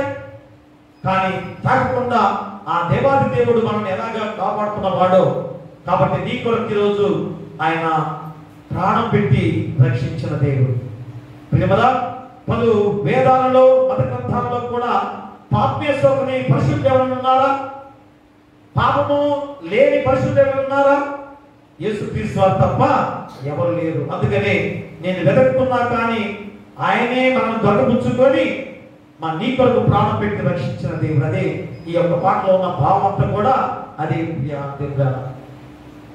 ఈ పాటలో భావం ఏంటి మనం ఎన్నున్నా గాని ఎంత శక్తివంతుడైన దేవాది దేవుడిగా కుమారుడిగా ఆయన ప్రాణం పెడితేనే కానీ నీవు ఈరోజు ఆ కొత్త జీవితాన్ని నూతన జీవితాన్ని పొందుకోలేవని గుర్తు చేసేదా అందుకని యోగు కూడా అదే గుర్తు చేస్తున్నాడు అయ్యా పూర్వకాలంలో ఉన్నట్లు నేనున్న ఎడలా 9వ అధ్యాయం కదా 9వ అధ్యాయం ఏమంటాడు కదా వాస్తవమే ఆ సంగతి అంతే నేను ఎరుగుదును నరుడు దేవుని దృష్టికి ఎట్లు నిర్దోషుడును నరుడు దేవుని దృష్టికి ఎలాగ నిర్దోషుడు అయ్యాడు మనం పాపాలు పరిహరింప చేసుకున్నామా మనం పాపాన్ని విడిచిపెట్టామా లేదు ఇన్ని సందర్భాల్లో యెహోవా దేవుని ద్వారా ప్రార్థన ద్వారా దేవుడు చెప్పినా కానీ పాపాన్ని విడని వారిగా ఉన్నారు అందుకని 400 సంవత్సరాల నిశ్శబ్ద కాలం చీకటి కాలం దాని తర్వాత కుమారుడుగా యేసుక్రీస్తు వారిని పంపి ఆ పరిశుద్ధమైన దేవుని ద్వారా మన పాపాలు పరిహరింప చేయడానికి ఆ దేవాది దేవుడు చేసిన గొప్ప త్యాగం ప్రియమరా అది యోగు చెబుతున్న మాటలకు కూడా ఎందుకంటే వాడు ఆయనతో వ్యాజ్యమాడ గోరినేలా 1000 ప్రశ్నల్లో ఒక్కదానికైనను వాడు ఆయనకు ఉత్తరం ఇవ్వలేడు ఎన్ని ప్రశ్నలు వేసినా కానీ ఒక్కదానికి మనం జవాబు చెప్పలేము యోగు చెప్పే గొప్ప మాటలు చూడండి ప్రియ దేవుడు అందుకనే మనుషులంతా కూడా పాపులే మరి పాపులుగా ఉన్నవారు మళ్ళీ మళ్ళీ జన్మిస్తూ ఉంటే మా పాప ఫలితం ఎక్కువైపోతుంది కానీ పాపం వీడిపోతుందా మళ్ళీ మళ్ళీ పుట్టారు మళ్ళీ పుట్టా కానీ పాపే కదా మరి పాపం ఎలాగ పరిహరించబడుతుంది అది ఈరోజు కొత్తగా జన్మించడం అంటే ఏమిటో నికోదేమైన పరిశుద్ధుడు యేసుక్రీస్తు వారు చెప్పే గొప్ప విధానం అందుకనే నూతన జన్మ అంటే ఈ జీవితంలోనే ఇక్కడే జరిగేది మా నూతన జన్మనగా నూతన జీవితమనగా కొత్త జన్మనగా ఎక్కడ పొందుకునేది ఈ లోకంలోనే ఈ జీవితంతోనే ఈ యొక్క సమయంలోనే చూడండి మనం ఈరోజు కొత్తగా జన్మించడం ఏంటో చెప్పే గొప్ప సందర్భాన్ని ఈరోజు అందరం కూడా తెలుసుకోవాలి ఇంత గొప్ప ధన్యత ఈరోజు నీకు నాకు మనకు అందించాడు మా చనిపోయిన వారికి ఏమిటి తెలిసాయా మన పితరులు చనిపోయిన వారికి ఉన్నారు ఈ వాక్యం ఈరోజు ఉన్న వాక్యము వారికి తెలిస్తే వారు కూడా మారేవారేమో కదా ఆ యొక్క ధనవంతుడు బీదరాజు యొక్క ఉపమానంలో కూడా ధనవంతుడు ఈ లోకంలో ఉండగా ఏమీ తెలియకుండా జీవించాడు. మన నిత్య జీవానికి ఎలాగా వెళ్ళాలో ప్రతిరోజు వాక్యం చెప్పినా కానీ వెళ్ళలేదు. ఈరోజు మనం కూడా అదే స్థితిలో ఉన్నాం. తర్వాత ఇద్దరు కూడా అక్కడికి వెళ్ళారు, తీర్పు సమయంలో ఉన్నారు. ఒకడేమో అటు, ఒకటేమో ఇటు కదా. లాజరేమో కుడివైపున ఉన్నాడు, ధనవంతుడేమో ఎడవైపున ఉన్నాడు. మధ్యలో అగాధం ఉంది. అగ్ని గంధకాలతో మండిపోతున్నాడు ధనవంతుడు. తాళలేకపోయాడు, తట్టుకోలేకపోయాడు. అయ్యా అబ్రహామా, నీ రూపున ఆనుకుని ఉన్న లాజరు యొక్క వేలి కొలతో నాకు నీటిని తాకించయ్యా, నేను తట్టుకోలేకపోతున్నాను అని యాత్ర పడుతున్న సందర్భం. ఛాన్స్ లేదు అని ఆనాడు దేవాది దేవుడిగా చెప్పిన సందర్భం. కానీ ఈరోజు అవకాశం ఉంది అమ్మా, ఈరోజు ఆ ఛాన్స్ మనకు ఉంది. మరి కొత్తగా జన్మించినప్పుడు ఎలాగా, ఏ విధంగా? అందుకని అంటాడు, ఆ పరలోకం నుంచి దేవుడు చేసిన నూతన సృష్టి కార్యం ఇది. మనకు మనంగా చేసిన కార్యం కాదు. ఈ లోకంలో ఉండగానే ఈ జీవితంతోనే నూతన జన్మగా జీవించే గొప్పతనాన్ని దేవుడు రోజు నీకు గుర్తు చేస్తున్నాడు. అది మా పరలోకం నుంచి దేవుడు చేసిన నూతన సృష్టి అనే గొప్ప కార్యం. అదే కదా మన పెంతెకోస్తు పండుగ రోజు ఏం జరిగింది? పరిశుద్ధాత్మ దేవుడిని మనలో పంపించిన గొప్ప కార్యం. మరి ఆ పరిశుద్ధాత్మ దేవుడి రోజు నీలో ఆ కార్యము జరిగిస్తున్నాడా? లేదండి ఇంకా నేను పాపంలో ఉన్నానా అని చెప్పేసి అంటున్నావు కదా. ఇంకా నేను పాప భరితంతో జీవిస్తున్నాను. మరి పాప భరితమైన జీవితం అనేది ఎలాగ గ్రహించావు? నీకే తెలుసు కదా. లోకము చెడిపోయిందని నువ్వే చెబుతున్నావు నోడుతో. మరి ఇంకా పరిశుద్ధాత్మ దేవుడు కూడా మనలో పంపిస్తే ఇక మనందరం కూడా ఎలా ఉండాలి? పరిశుద్ధమైన జీవితాలతో ఉండాలి. మనందరం కూడా ఎంతటి పరివర్తనతో మార్పు చెంది పరిశుద్ధమైన జీవితాలతో గడపాలి. ఆ పరిశుద్ధమైన జీవితమే ఈరోజు నీ గురించి, నా గురించి మనందరం కూడా ప్రేమతో ఒకరి ఒకరు జీవించే గొప్ప తత్వము. నీకు బాగలేకపోయినా కానీ నాకు బాగలేనంటే, నీకు ఏదన్నా లేకపోతే నేను నీకు సాయం చేసేదంటే కదా. అది తల్లిదండ్రులుకున్న కొద్దిగా ప్రేమ. అంతకన్నా గొప్ప ప్రేమ ఎవరు చూపించారు? యేసుక్రీస్తు వారు చూపించారు కదా. ఆ ప్రేమ యేసుక్రీస్తు వారి ప్రేమలో రావాలి. అదే పరిశుద్ధాత్మ దేవుడిగా మనలో ఆవింప చేసిన గొప్ప విధానం. అలాంటి పవిత్రమైన విధానంలో మన దేవుడు మనం సిద్ధపరిస్తే ఈరోజు ఇంకా లోకము పాప పంకిలముతో కల్మషాలతో మనం జీవిస్తున్నామంటే నిత్య జీవానికి వారసులు ఎలాగ అవుతాం? కాబట్టి ఈ కొత్త జీవితం అంటే ఇప్పుడే ఈ జీవితమే. ఈ జీవితం ద్వారా కొత్త జీవితంలోకి మారాల్సిన బాధ్యత నీకు గుర్తు చేస్తున్న ఆ కార్యము పరలోకం నుంచి దిగి వచ్చిన దేవుని ద్వారా జరిగిన గొప్ప కార్యం. అంటే యేసుక్రీస్తు వారు పరలోకం నుంచి భూమికి దిగి వచ్చి నిన్ను పరిశుద్ధుడిగా మార్చిన దేవాది దేవుడు. ఎవరిని వదిలిపెట్టలేదు కదా. మళ్ళా పరిశుద్ధాత్మ దేవుడి మనలో ఉంచిన దేవాది దేవుడు. కాబట్టి ఈ దేవుని ఘన కార్యము, ఈ గొప్ప కార్యం మనుషులను నూతన సృష్టిగా, ఆధ్యాత్మిక జీవం పొందిన వారిగా, హృదయంలో అద్భుతమైన మార్పు పొందిన వారిగా చేసింది. చేస్తుంది కాదు, చేసింది. ఆల్రెడీ మనందరం కూడా మార్పు చెందించింది. పరిశుద్ధాత్మ దేవుడు మనలో కార్యాలు జరిగిస్తున్నాడు. మరి అయినా కానీ మనలో ఎలాంటి మార్పు జరగలేదంటే యేసుక్రీస్తు వారు నీ కొరకు వచ్చినట్లు కాదు, నీ కొరకు శిలువ యాగం అర్పించుకున్న వాడు కాదు, నిన్ను నీలో పరిశుద్ధాత్మ దేవుడిని పంపించినట్లు కాదు అనేది నువ్వు అనుకున్నావా? ఇంత గొప్ప కార్యం నీలో జరిగించిన దేవాది దేవుడిగా ఉండగా మన జీవితాలు ఎంత గొప్పవో, మన జీవితాలు ఎంత ధన్యకరమైనవో ప్రతి ఒక్కరు కూడా గమనించుకోవాలి. కానీ ఒకరిలో ఒకరు ఎలా తెచ్చుకుంటారు? ఒక్క ఏదైనా కోపం వస్తే, గొడవ వస్తే ఇక జంతువులతో కాదు కదా, వేరే వేరే బూతులు, భయంకర బూతులు. నువ్వు పందిరా, కుక్కరా, లేదా గాడిదేవరా, అది కూడా కాదు. అవి కూడా బాగా వేశారు. ఇంకా భయంకరమైన బట్ట బుద్ధులతో తిట్టుకుంటారు ప్రతి ఒక్కరు. ఆ పరిశుద్ధాత్మ దేవుడు నీలో ఉన్నాడు. ఆ దేవుడే నీలో ఉన్నప్పుడు నిన్ను తిట్టాలంటే అర్థం ఏంటి? నిన్ను కసుకున్నానంటే అర్థం ఏంటి? నిన్ను హెచ్చరించుకున్నానంటే అర్థం ఏంటి? దేవుడిని, పరిశుద్ధాత్మ దేవుడిని నువ్వు తిడుతున్నావని అర్థం చేసుకోవాలి. కాబట్టి నేను గ్రహించుకొని ఎదుటి వాటిని ఏ మాత్రం కూడా ఒక్క మాట కూడా అనుకుంటే ప్రేమ మనలో రావాలి. అదే ఈరోజు తృప్త పండుగలో దేవుడు బోధించే గొప్ప సత్యం. కాబట్టి ఈరోజు మార్పు చెందిన మనుషులుగా, మరణం నుంచి జీవంలోకి వెళ్ళిన వారిగా మనందరం సిద్ధపరిచిన దేవాది దేవుడు. అందుకని యోహాను సువార్త ద్వారా చెప్పే గొప్ప మాట 5వ అధ్యాయము 24వ వచనంలో చెబుతున్నాడు. చూడండి అక్కడ 5వ అధ్యాయం 24వ వచనం.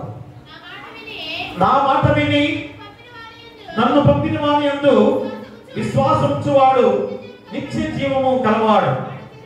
వాడు తీర్పులోనికి రాక మరణములో నుండి జీవములోనికి దాటి ఉన్నాడని మీతో నిత్యముగా చెప్పుచున్నాను. ప్రియమైన ఎంత ఖచ్చితంగా యేసుక్రీస్తు వారు చెబుతున్నాడు, నా మాట విని నన్ను పంపిన వాని యందు విశ్వాసముంచువాడు నిత్య జీవం గలవాడు.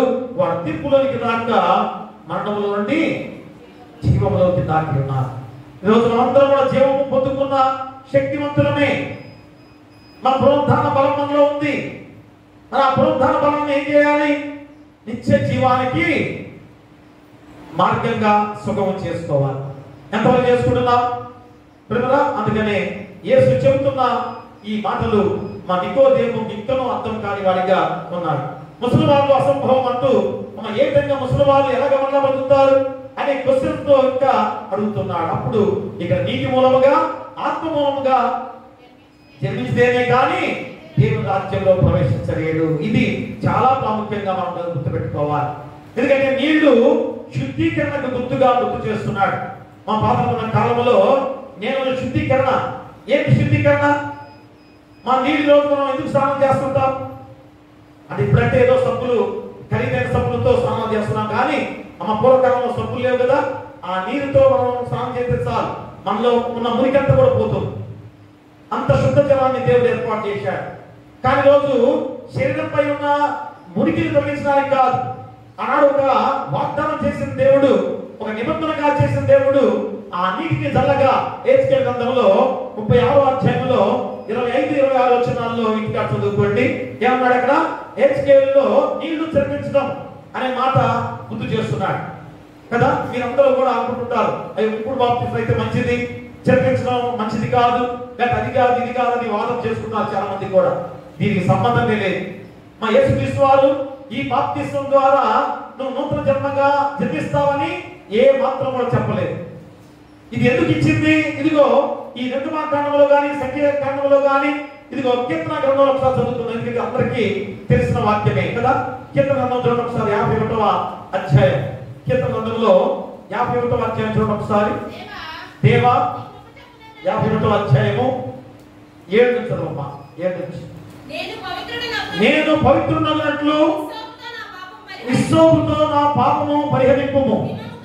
హిమము కంటెను నేను తెల్లగా ఉన్నట్లు నీవు నన్ను కడుగము. ఉత్సాహ సంతోషములు నాకు వినిపింపుము.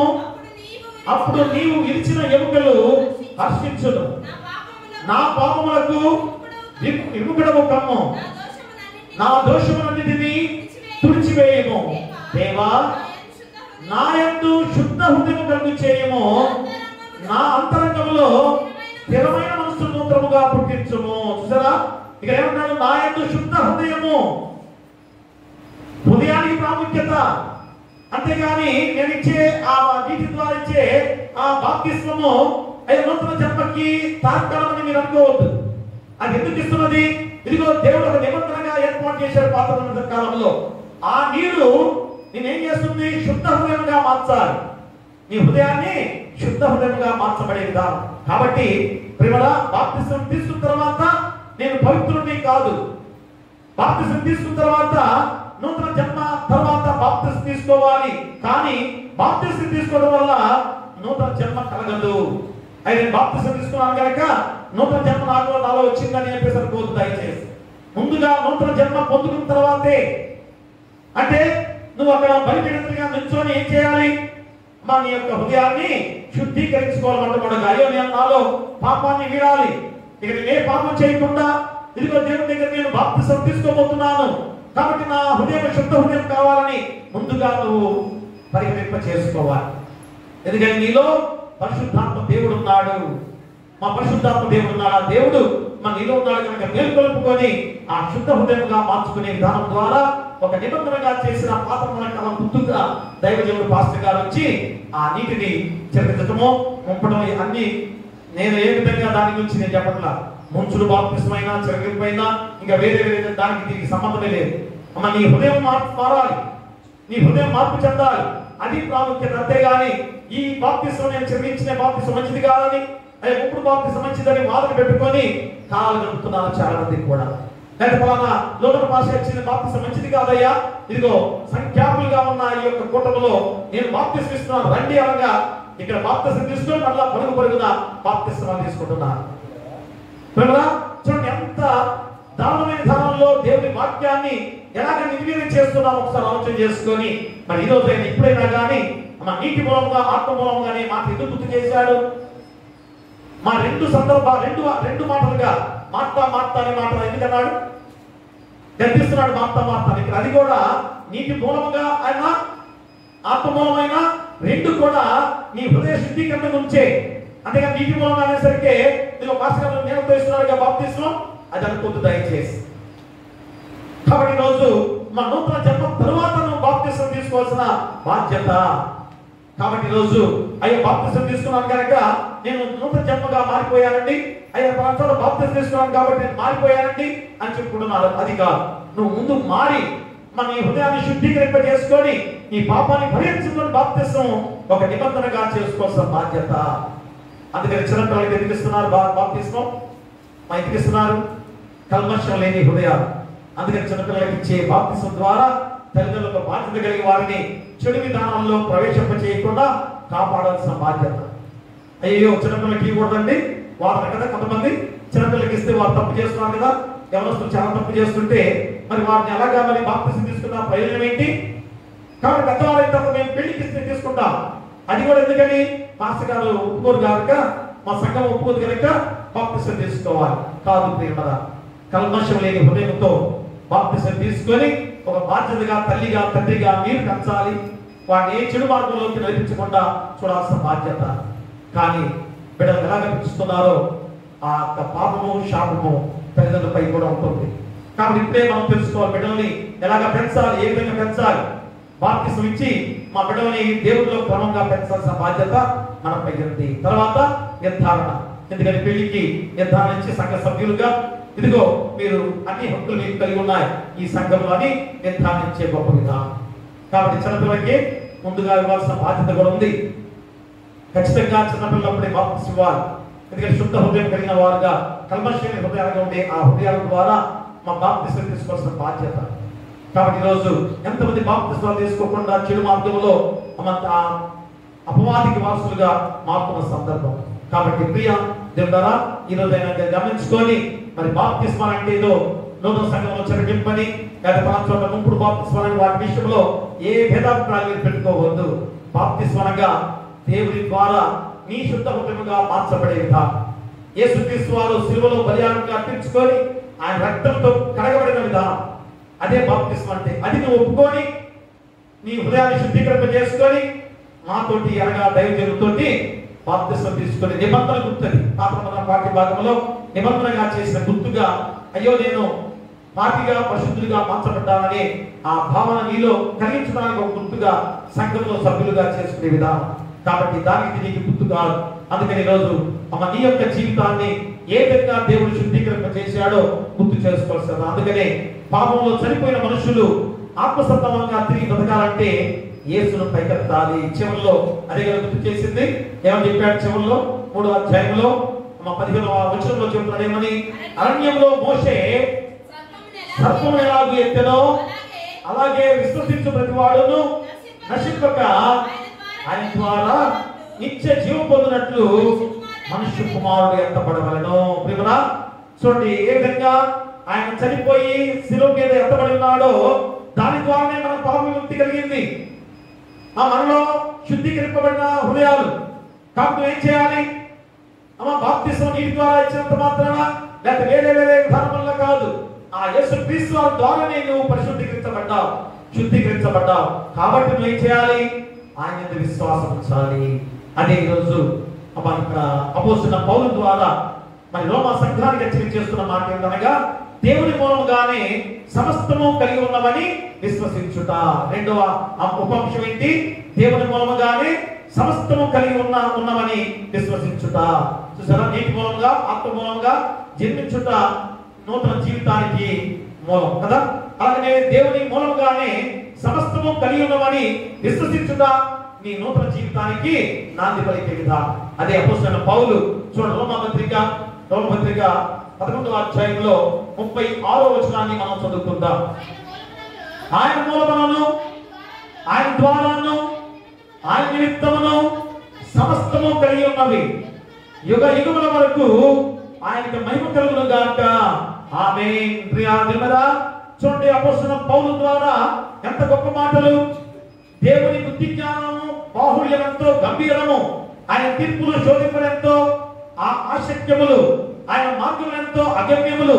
ప్రభు మనస్సు ఎరిగిన వాడేవాడు, ఆయనకు ఆలోచన చెప్పిన వాడేవాడు, ముందుగా ఆయనకి ఇచ్చి ప్రతిఫలం పొందగల వాడేవాడు. చూసారా ఇన్ని ప్రశ్నలు అపొస్తలుడైన పౌలు ద్వారా. అంటే ఎంతో శక్తివంతుడు ఆయన, ఎంతో శక్తివంతుడు, దేవాది దేవుడిగా యేసుక్రీస్తు వారిగా ఉన్న గొప్ప వాడు. ఆయన్ని విశ్వసించిన ప్రతి వారు కూడా మన నూతన జీవితాన్ని పొందుకోగలమని గుర్తు చేస్తున్నాడు. కాబట్టి సృష్టి కార్యములో ముగ్గురుగా ఉన్న దేవాది దేవుడిగా యెహోవా దేవుని తండ్రిగా పిలుస్తున్నాం. ఆయన వాక్కు కుమారుడైన యేసుగా గుర్తు చేసుకుంటున్నాం. ఊపిరేమో పరిశుద్ధాత్మ దేవుడిగా మనము ఆ తండ్రి కుమారుడుగా పరిశుద్ధాత్ముడుగా ఒకే దేవుడిని 3 వ్యక్తిత్వాలతో ఈరోజు మనం ఆరాధించుకునే గొప్ప విధానం. కాబట్టి ఈరోజైనా నువ్వు గుర్తెరిగి మా దేవుడు ఒక్కడే వ్యక్తిత్వంలో ముగ్గురుగా కనబరుచుకున్నాడు. ఎందుకనగా నిత్య జీవం పొందుకోవడానికి. ఎందుకు ముగ్గురు వ్యక్తిత్వాలతో ఆయన లోకానికి వచ్చాడు? మన ముగ్గురు వ్యక్తిత్వాలుగా ఎందుకు ఈరోజు ఆ కార్యాలు జరిగించాడు అనగా నువ్వు నిత్య జీవాన్ని పొందుకోవాలని. ఇంత గొప్ప కార్యము దేవుడి ద్వారా జరిగించడానికి ఈరోజు ఇంత చేస్తే మరి నీ యొక్క జీవితము ఎలాగుందో ఒకసారి ఆలోచన చేసుకొని నీ శుద్ధ హృదయముతో పరిశుద్ధాత్మ దేవుడు నీలో ఉండగా ఆ కార్యాలు నీలో జరగాలి. నీ ద్వారా ఎదుటి వాడిని రక్షింప చేయాలి. నీ ద్వారా ఈ లోకంలో జీవించగానే నూతన జీవితాలతో జీవించాల్సిన బాధ్యత ఎంతైనా ఉంది. అది ఇప్పుడు కాదు, తర్వాత తీర్పు సమయంలో నూతన జీవితం పొందుకున్నాను. దయచేసి ఈ జీవితమే, ఈ రోజే ఈ యొక్క జీవితమే కొత్త జీవితముగా మార్చబడ్డ జీవితాలు. ఆ నూతన జీవితమే ఎక్కడికి? దేవుని రాజ్యానికి అర్హత. దేవుని రాజ్యంలో అర్హత పొందామంటే నిత్య జీవం పొందుకునే గొప్ప ధన్యత. మనకేం కావాలి? ఇంకంతకన్నా నీ జీవితానికి కావాల్సిందే కదా.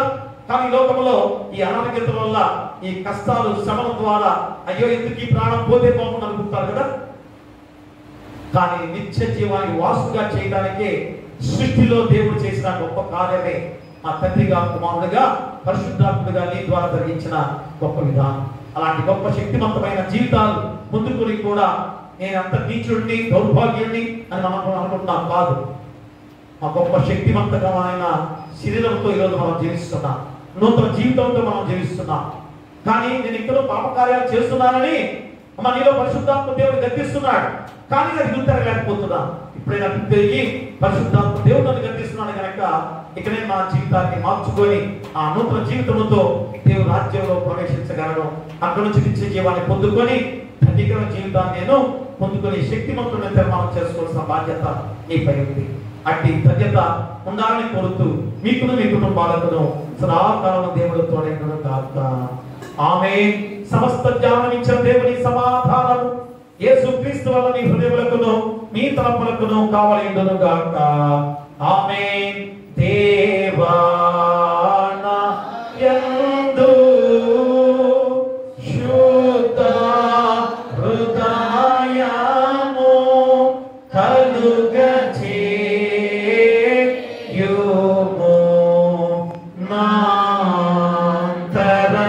నాంతరంగములో స్థిరమైన మనసును తనముగా పుట్టించుము. నీ సన్నిధానములో నుండి నన్ను త్రోసివేయకుము. నీ పరిశుద్ధాత్మను నా యొద్ద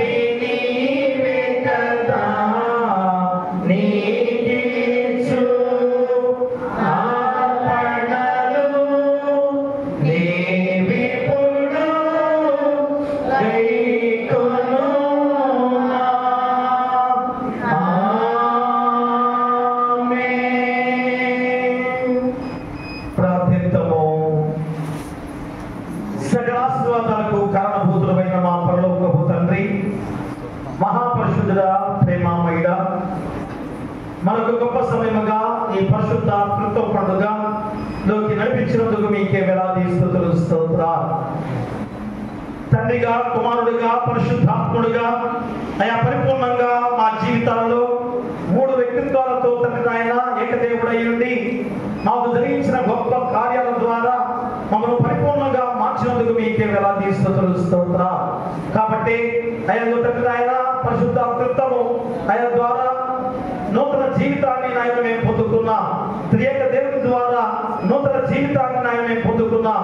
ఆ గొప్ప అంశమే త్రియేకుని ద్వారా నూతన జీవితం అనే అంశాన్ని ఈరోజు మా గుర్తు చేసి ఉన్నారు అయ్యా. కాబట్టి ఈరోజు ఆ నూతన జీవితం కొరకు అయ్యా తండ్రిగా చేసిన గొప్ప కార్యాలు, కుమారుడిగా చేసిన గొప్ప త్యాగము, పరిశుద్ధాత్మ దేవుడిగా మాలో అయ్యా ఏ విధంగా నివసింప చేసిన గొప్ప విధానం, మరి ఈ రీతిగా మేమందరం కూడా నూతన జీవితంలో ఉన్నామా? మరి కాబట్టి నూతన జీవితంలోకి నడవాలంటే అయా నీటి మూలముగా, ఆత్మ మూలముగా జన్మించాలి అని గుర్తు చేస్తున్నారు అయా. నీటి మూలముగా అనగా ఇదిగో తండ్రి సంఘంలో మేము వచ్చే బాప్తిస్మం నీటి మూలముగా ఇస్తున్నామని కాదు తండ్రి అయా. నొక్కి నొక్కి చెప్పిన గొప్ప సందర్భం ఏమిటనగా మీ పరిశుద్ధ హృదయము అయా పరిశుద్ధ హృదయముగా మార్చబడాలి, మీ హృదయం శుద్ధీకరించబడాలి. అది యేసుక్రీస్తు వారి యొక్క పవిత్రమైన జీవితం ద్వారా అయా ఆయన రక్తం ద్వారా మేము శుద్ధీకరించబడ్డ వాళ్ళము. కాబట్టి అయా సంఘంలో ఈ యొక్క ఆలయంలో మేము పరిశుద్ధ ఆలయంలో బలిపీఠ ఎదురుగా తీసుకునే ఈ బాప్తిస్మము ఆనాడు పాతరమైన కాలంలో అయా నిబంధనగా గుర్తు చేసుకున్న గొప్ప విధానం. కాబట్టి అది జరిగింపైనా ముప్పుడైనా అయా దానికి సంబంధం లేదని గుర్తు చేసే విధానంలో నువ్వు బాప్తిస్మం తీసుకునే ముందు నీ హృదయాన్ని శుద్ధీకరింప చేసుకొని పాపాన్ని పరిహరింప చేసుకొని నా యేసుక్రీస్తు వారు నా కొరకు ఇంతగా త్యాగం చేసి రక్షించాడు కదా అని తీర్మానం చేసుకొని బాప్తిస్మం తీసుకోవాల్సిన బాధ్యత అయ్యా. కాబట్టి తండ్రి ఈ బాప్తిస్మం ఆత్మ మూలముగా అనే మాటను నొక్కి నొక్కి రెండు సందర్భాల్లో చెప్పిన విధానమే. ఎందుకనగా నీరు అయా శుద్ధీకరింప చేయడానికి అయా నీరు ఆత్మతో పోల్చిన సందర్భాలే. కాబట్టి పాత్రమైన కాలంలో ఆ నీరును ఆత్మతో పోల్చిన సందర్భాలు ఎన్నో ఉన్నాయి తండ్రి. కాబట్టి అలాంటి విధానంలో నొక్కి నొక్కిగా చెబుతున్న విధానం ఏంటనగా ఆత్మ మూలముగా జీవించే గొప్ప జీవితం మాకు కావాలి. ఎందుకంటే శారీరకంగా జీవించే జీవితము అయా శరీరం మాత్రం అది ఎంత పాపపంకిలం అయిపోయిందో, కానీ మళ్ళా తిరిగి కొత్తగా జన్మించడం అంటే ఆత్మ మూలంగా జన్మించడం అనగా మా హృదయాలు శుద్ధీకరింపబడే విధంగా అయా ఆత్మ పరిశుద్ధాత్ముడుగా మాలో నివసింప చేసుకున్న ఆత్మ మూలముగా జన్మించే కొత్త జన్మ అయ్యా. అదే తండ్రి, అంతేగాని మళ్ళా మళ్ళా జన్మించడం కాదు అయ్యా. కాబట్టి ఈ జీవితంతోనే అయా నూతన జీవితముగా ఆరంభించుకునే గొప్ప విధానం అది రోజు మాలో జరిగించిన గొప్ప కార్యంతో మేము జీవిస్తుండగా అయా మీరు ఎంత శక్తివంతమైన దేవుడో అపోస్తలుడైన పౌలు ద్వారా మీకు గుర్తు చేస్తున్నారు. ఎందుకంటే సమస్త కార్యములు ఆయన ద్వారా జరిగించిన విధానం కనుక ఆయన విశ్వాసం ఉంచి అయా నూతన జీవితం ద్వారా ఆ యొక్క దేవుని రాజ్యంలో చేరి నిత్య జీవాన్ని పొందుకోవాలనే వాక్యం ఈరోజు మాలో బలపరిచిన దేవాది దేవుడు. నిన్న వాక్యాన్ని ఫలింపు చేయండి. ఆ వాక్యాన్ని వెలుగుగా చేసుకున్న వెలుగుల గృహాల్లో ఆపాదించుకునే బాధ్యత దయచేయండి అయ్యా. వచ్చిన వారి బట్టి, రాని వారి బట్టి, వృద్ధాప్యం ఉన్నవారు, నడివేసిన వారు, యవ్వన ప్రాదర్శన ఉన్నవారు, చిన్నబిడ్డలు, దుష్టోగులు, అనాథలు, అభాగ్యులు, గర్భిణీలు శుభసం దయచేయండి. బాధితులను తల్లిబిడ్డలు క్షేమంగా ఉంచండి. పిల్లలు లేని వారి బిడ్డలు దయచేయండి. వివాహాలు కాని వారికి వివాహం చేయండి. వివాహం జరుగుతున్న వారికి వివాహం జరిగించే బాధ్యతగా ఎంతో ఘనముగా జరిగించడం మీకు దయచేయండి. అలాగే విధవాంధ్ర పక్కన వ్యాఖ్యం చేస్తూ అయ్యా మీ కృప వారికి అనుగ్రహ చేసి వారికి ఎలాంటి శోధన రానియకుండా మీ కృప ద్వారా ఇందులో బలమైన వారిగా ముందుకు సాగడానికి మీకు దయచేయండి. అలాగే ఉద్యోగాలు లేని వారికి ఉద్యోగాలు దయచేయండి. ఆర్థికంగా ఇబ్బంది పడుతున్న వారికి ఆర్థికంగా సాయం చేయమని వేడుకు ప్రార్థన చేస్తున్నాం. అలాగే అనారోగ్యంతో బాధపడుతూ అయ్యా మోకాళ్ళ నొప్పులు, తలనొప్పులు, కడుపులో గడ్డలు, క్యాన్సర్ వ్యాధులు, లివర్ జబ్బులు, టీబీ జబ్బులు, కిడ్నీ వ్యాధులు, ఎయిడ్స్ వ్యాధులు, COVID-19 అనే వ్యాధి, అయినా గుండె వ్యాధులతో ఆపరేషన్ జరిగిన బిడ్డలు, అలాగే తల ఆపరేషన్ జరిగిన వారు, వేరే వేరే జబ్బులు, థైరాయిడ్ సమస్య కానీ, చర్మ వ్యాధులు కానీ, పక్షవాయువుతో బాధపడుతున్న వారు కానీ ప్రతి వ్యాధి విషయంలో మేము ప్రార్థన చేస్తున్నాం. కాలు గాయాలు, వెన్నుపూస గాయాలు, చేతి గాయాలైన వారు వారి నుంచి కూడా మేము ప్రార్థన చేస్తున్నాం. యేసు నామములో గద్దించి తండ్రి ఇప్పుడే మీ హస్తాలతో తాకి ముట్టి స్వస్థపరచమని వేడుకొని ప్రార్థన చేస్తున్నాం. మా సంఘంలో కూడా ఎంతో మంది ఉన్నారు అనారోగ్యంతో బాధపడుతూ, జ్వరంతో కానీ, వేరే వేరే జబ్బులతో కానీ, షుగర్ వ్యాధులతో కానీ, బీపీలతో కానీ వేరే వేరే జబ్బులతో ఉన్న ప్రతి ఒక్కరిని కూడా యేసు నామములో గద్దించి మీ హస్తాలతో తాకి ముట్టి స్వస్థపరచండి. అలాగే కష్టమైన పనులు చేసుకునేవారు, కూలి పనులు, సిమెంట్ పనులు, సున్న పనులు, క్వారీ పనులు, కరెంట్ పనులు, పెయింట్ పనులు, రాక్ పెయింటింగ్ పనులు, వడ్రంగం పనులు, వేరే వేరే పనులు చేసుకునేవారు వారి కష్టాన్ని దగ్గర ప్రతిఫలం ద్వారా సంతోషంగా జీవించే బాధ్యత పిల్లలు దయచేయండి. అలాగే పాడి పశువుల పక్షాలను దీవించండి, పశువుల కాపలను, గొర్రెల కాపలను దీవించండి. అలాగే వాహనాలు వెళ్ళే ప్రతి వారిని కూడా, ఏ వాహనం నడుపుతున్నా కానీ, బస్ డ్రైవర్లు కానీ, లారీ డ్రైవర్లు కానీ, కార్ డ్రైవర్లు కానీ, ఆటో డ్రైవర్లు కానీ, బైక్ మీద వెళ్ళే వారు ప్రతి వారిని కూడా తిరిగి క్షేమకరంగా నడిపించమని వేడుకలు ప్రార్థన చేస్తున్నాం. అలాగే వ్యవసాయదారులు, వ్యాపారస్తులను దీవించి వారి చేసే వ్యాపారంలో కానీ, వ్యవసాయంలో కానీ లాభదాయకంగా నడిపించి వారి కుటుంబాన్ని పోషించుకునే బాధ్యత వారికి దయచేయండి. అలాగే ఆయన సేవకులుగా డాక్టర్లు, నర్సులు, ఆశా వర్కర్లు, వాలంటీర్లు, పోలీసు వారు, ఎంఆర్ఓ, విఆర్ఓ, విఆర్ఏలు, పంచాయతీ సెక్రటరీలు, పారిశుద్ధ పనులు చేసేవారు, ఎండిఓ, రాష్ట్రపతులు, ప్రధానమంత్రులు, ముఖ్యమంత్రులు, మంత్రులు, ఎమ్మెల్యేలు, గ్రామ సర్పంచులు, వాలంటీర్స్, అలాగే సచివాలయ ఉద్యోగస్తులు, అంగన్వాడీ ఉద్యోగస్తులు, వేరే వేరే ఉద్యోగాలు చేసే ప్రతి వారిని కూడా వాళ్ళు ఇదేంటైతే నిర్ణయించి వాళ్ళ ఉద్యోగాలు ధర్మాన్ని చేయమన్నారో ఆ ధర్మ ప్రకారంగా చేస్తే, ఏ లంచగొండుతనంగా లేకుండా ఉంటే, చక్కని పరిపాలన ద్వారా సమాధానంగా పరిపాలించే నాయకులుగా ఉంటే తిరిగి మీ ద్వారా ప్రతిఫలం ఇచ్చే దేవాది దేవుడిగా మీరు తోడుగా ఉన్నారు. అట్టి కృప వారందరికీ దయచేయండి.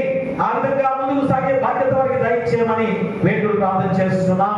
అలాగే తండ్రి సమయంలో తండ్రి జరుగువెళ్ళి బాబు గారు మీ చెత్తకు ఆయన చేరిన విధానంలో వారి సత్యమణి గారిని మంచి ఆరోగ్యంతో, ధైర్యంతో నడిపించండి.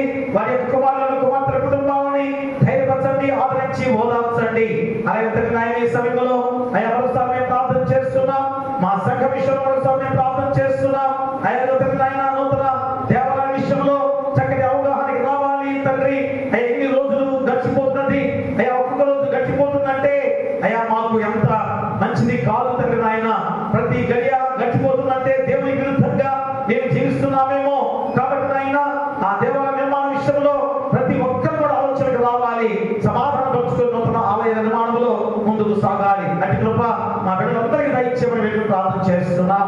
అలాగే తండ్రి నాయన ఈ గొప్ప సమయంలో మరోసారి నాయన మా సంఘ విషయంలో ఎంత క్రమంతో నడిపించుకునే విధానంలో ముఖ్యంగా తండ్రి నాయన డెలిగేట్ గారు, సంఘ పెద్దలు, కుల పెద్దలు, సలవాది తండ్రి నాయన మరి అందరూ కూడా తండ్రి చక్కగా పరిపాలనతో నాయన చక్కటి ప్యాషన్ నడిపించే బాధ్యతలో ప్రతి ఒక్కరికి కూడా మీ పరిశుద్ధాత్మ శక్తిని దయచేయండి. ఎందుకనగా ఇది దేవాలయం నిర్మాణము, దేవాలయ ఆలయ పరిశుద్ధత ప్రతి ఒక్కరికి కూడా వారి ద్వారా జరిగించాల్సిన విధానం అది మీరు ఏర్పాటు చేసుకున్న సేవకులుగా ఏర్పాటు చేసుకున్నారు. అది ఎంత గొప్ప కార్యము. కాబట్టి వారు దేనికి కూడా అసత్వాన్ని ప్రదర్శించకుండా దేవుని కార్యంలో, దేవుని పనిలో, దేవుని ఆలయ విషయంలో ముందుకు సాగటాన్ని మీకు దయచేయండి. ఏ శోధ రానికుండా ప్రతి ఒక్క కుటుంబాన్ని కూడా దీవించి బలపరచమని వేడుకలు ప్రార్థన చేస్తున్నాం. అలాగే సమర్పించిన ఈ కానుకలు బట్టి, కృతజ్ఞత కానుకలు బట్టి, మొక్కుబడి కానుకలు బట్టి, దశఫలాలు, ప్రథమ ఫలాలు తెచ్చిన వారు బట్టి, ముక్కుబడి బియ్యాన్ని వచ్చిన వారు బట్టి, వారి వారి కుటుంబాలను 30 60 100 ఫలింపచేసి అత్యంత ఆశీర్వాదాలు ఎండుగా మెండుగా వారిపై కుమ్మరించండి. అలాగే మా సంఘంలో, మా గ్రామంలో ఎలాంటి శోభ రానియకుండా అత్యంత ఆశీర్వాదాలు ఎండుగా మెండుగా దయచేసి ప్రతి ఒక్కరు సంతోషకరంగా జీవించే బాధ్యత దయచేయండి. అలాగే చదువుకునే బిడ్డలు స్కూళ్ళకి వెళ్తున్నారు, కాలేజీకి వెళ్తున్నారు, హాస్టల్లో ఉంటున్నారు. ప్రతి ఒక్క బిడ్డను పేరు పేరు దీవించండి. హాస్టల్ చుట్టూ కూడా మీ దేవుడు గచ్చగా ఉంచి బిడ్డలను ఆయన బలపరిచి చక్కగా చదువుకొని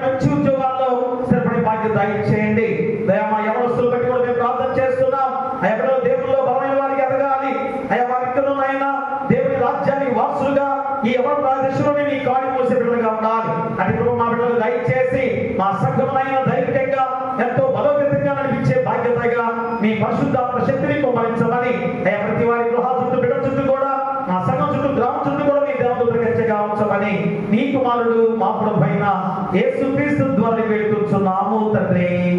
ఆమేన్. పరలోకమందున మా తండ్రి, నీ నామం పరిశుద్ధపరచబడును గాక, నీ రాజ్యం వచ్చును గాక, నీ చిత్తం పరలోకమందు నెరవేర్చును భూమి మీద నెరవేరును గాక. అందున ఆహారం నేడు మాకు దయచేయము. ఆయన అపరాధములు చేసిన వారిని మేము క్షమించున్న ప్రకారము మా అపరాధములను క్షమించుము. శోధన తెక్క దుష్టును తప్పించుము. రాజ్యమును శక్తియు మహిమయు నిరంతరము నీవై ఉన్నవి. ఆమేన్.